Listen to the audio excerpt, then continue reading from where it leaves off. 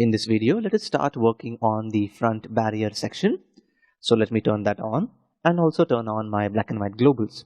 Now, using a color picker, I'm just going to measure the values between the barrier and the left foreground. Turning the global off and the other layers which we do not need at the moment. So I'm going to turn off the light part of the barrier layer. And we need to make a rocks mask for the barrier as well. So into our channels palette, duplicating the channel with the maximum contrast. Again, it's blue. Let's open up levels and let's crunch them down. Invert them and let's rename them.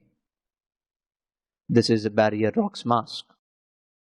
Selecting that, heading back into our layers and using a new layer with this mask applied in.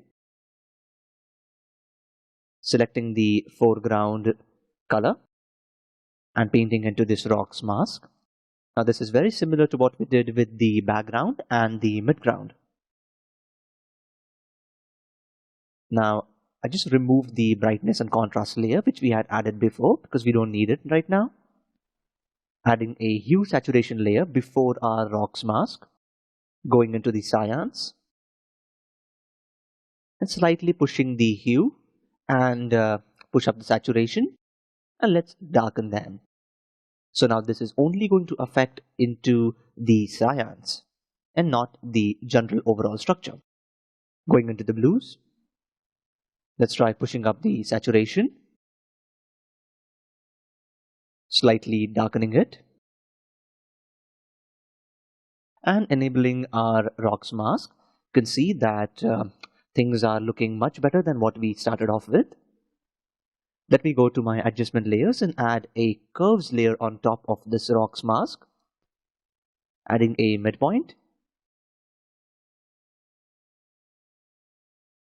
And taking the top value slightly down.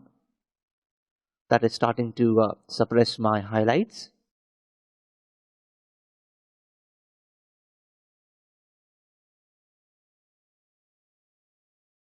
Going back to my adjustment layer and adding a color balance on top.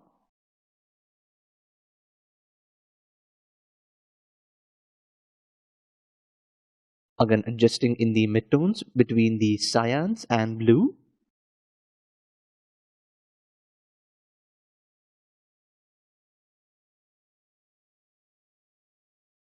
Next, let's go and start adjusting the lights layer. So let me enable that and into the curves layer and into the blue channel. Let's start toning it in. Adding a little bit of red, actually balancing it. Turning on my midground, background and sky. Next, let's head over to the foreground and to the right hand side. Now, we have to keep the left side preferably as close as to the original, but the right side we can adjust and play with. Now this side is also going to receive the sunlight coming between the valley. So let's start adjusting into the curves layer. Going back into my barrier. And let me toggle my mask for the lights layer. Now disabling the mask. If you want to disable your mask, just hold down Shift and click on it. Going into the curves and adjusting it, making it slightly warmer.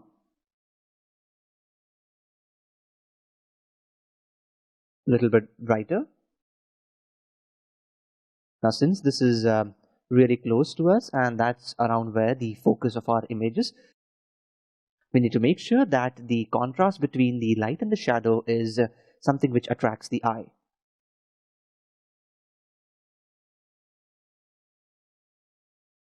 Going and just fine tweaking the layers mask. Going back and adding a hue saturation layer on top, clipping it and going into the cyans, and let me just push them down. Now since this is only a highlights layer, we don't want the cyans to go and mix with other colors here. Again back into our mask.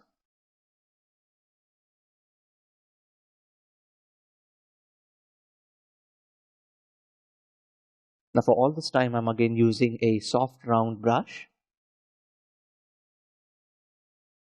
with pressure sensitivity set to opacity and flow.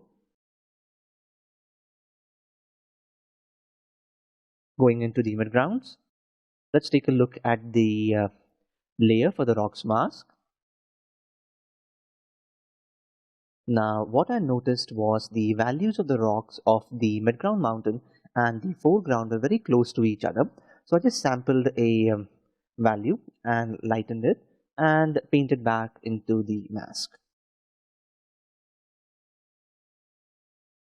So in this video, we continued working on bringing all our elements together.